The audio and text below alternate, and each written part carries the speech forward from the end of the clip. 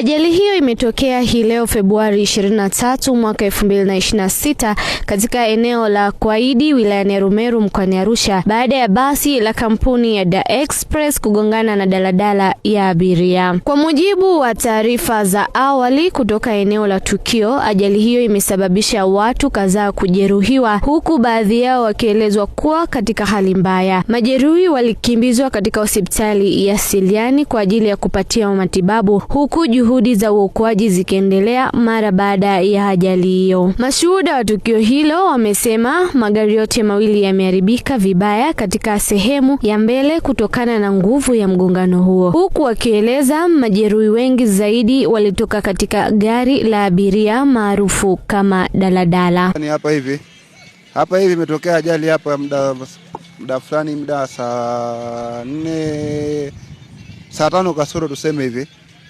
Basi ilikuwa inapanda juu Da Express na ICE ilikuwa inashuka chini. Sasa yule ICE yule ananiwa basi yule alikuwa anataka kuvateki kulia kule na ICE inashuka, kushoto kule na ICE inashuka chini kule hivi. Sasa bahati mbaya hivyo ndio yule kuna msafari kwa inapita pale ishapita, lakini kuna gari kwa inakuja huko hivi. Jamaa kushika breki yule ICE yule akaja hivi. Kaingilia pale hivi mambo yakatokea hivyo hapo hivi. Ila ndio hivyo watu wamefariki kwenye ICE pia pale hivi tena. Watu wangapi wanahusiwa kufariki kwa nilipoona mimi nimeona dereva tu, lakini hao wengine sijajua. Dereva tu kama dereva. Ndio nimeona tu basi.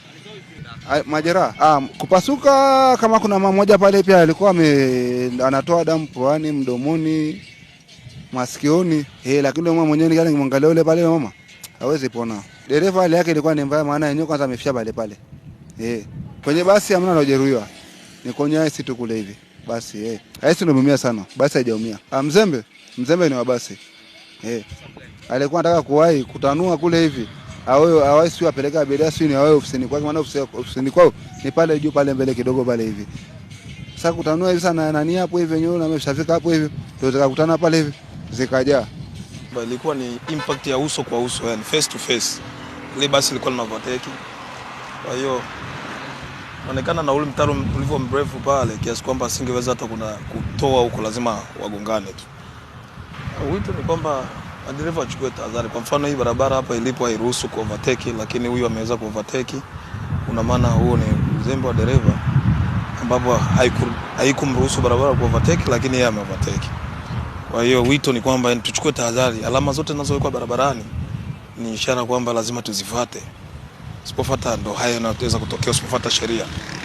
Ni mkubwa sana kwa kweli. Kwa sababu mimi sielewi chochote, ni vile nimekuja kukutana kwa hapa. Kwa hiyo siwezi kujua huko nyuma kimetokea nini. Kama kitu kama hicho Kwa sababu nimekuja nimejikuta niko huko, kwa hiyo sielewi chochote. Sikuelewa tena chochote. Hapana. Sana ni ile bega hili.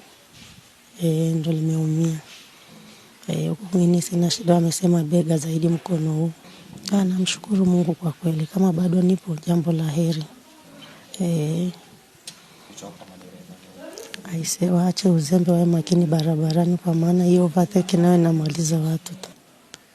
Watu wakawa wanakimbizana, ni kwamba kwa overtake basi ilikuwa inatokea mjini na sisi tulikuwa tunatokea Ngaramtoni kwenda mjini. Kwa katika kwa overtake ndo wakawana uso kwa uso. Ni yule dewa basi ndo aliovertake. Siti ya mbele ya nyuma ndo mimi ndo nilikuwa tumekaa. Ya mbele yake afu ya nyuma hapa hivi. Mimi ndo nilitokea dirishani, maana nilikuwa niko karibu na mlango hapa, nilitokea dirishani.